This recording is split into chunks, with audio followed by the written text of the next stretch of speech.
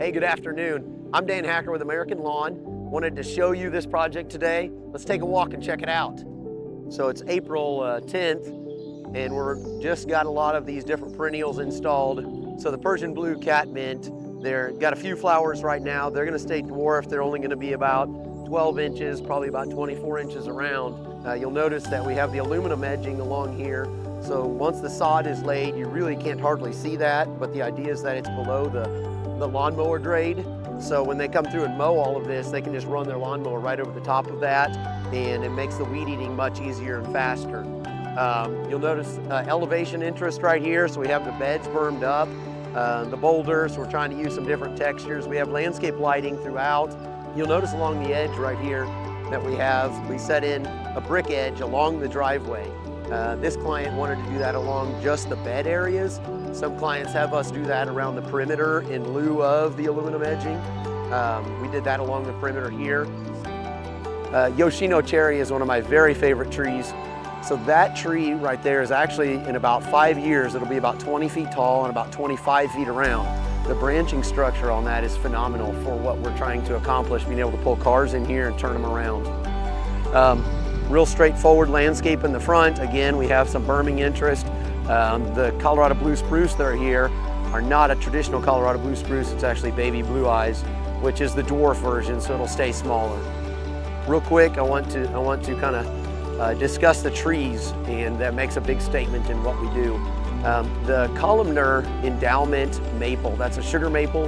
That's going to be columnar, so it's going to stay tall and narrow. It's not going to be something that's going to get huge over the top of the house. The aspen trees that are over this direction, we have those built up just to kind of create that quaking feel and more of a Colorado feel as well.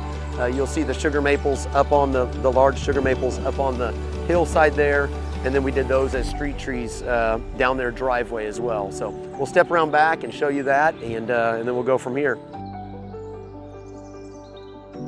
Kind of the view out the back. Love the design of the entire property.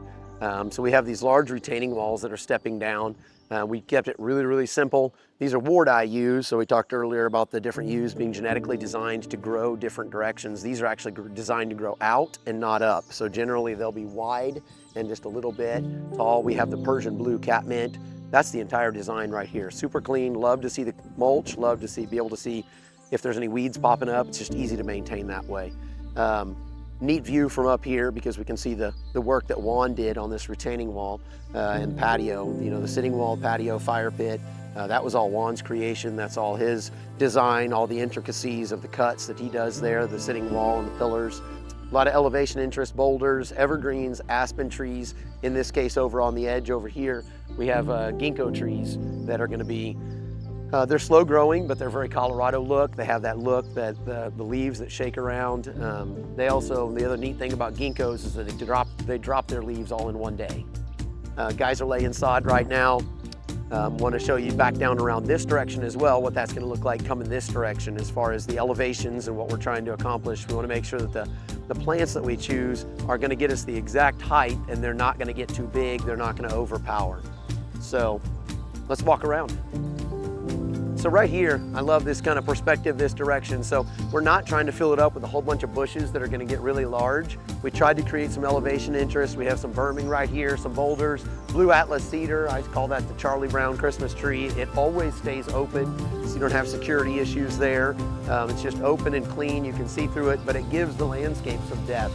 Puccinese azaleas back down this direction, spireas, perennials, boxwoods. Did a weeping Norway. That's really more for the perspective, not from here to there, but from the side over there, this direction, because we have the large scope of the retaining wall right here. The last thing to capture maybe will be this perspective here. Just laying down the sod. You can see as we're laying it, we have the sprinkler system going immediately behind us, following us. It's just important to keep that sod wet and growing. Love the trees, love the boulders. The guys are doing a phenomenal job, and we've got lots to be thankful for.